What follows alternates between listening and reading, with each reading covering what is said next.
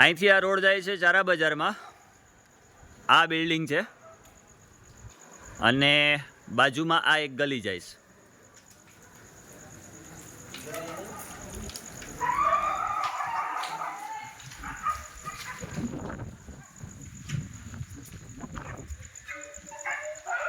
અને અહીંથી આ જનતા પાન.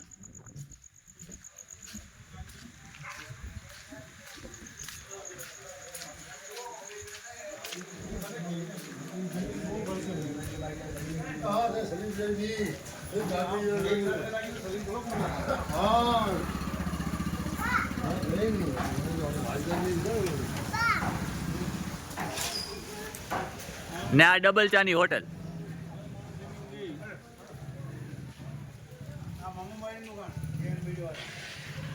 આ મમ્મુભાઈની દુકાન બીડીવાલા.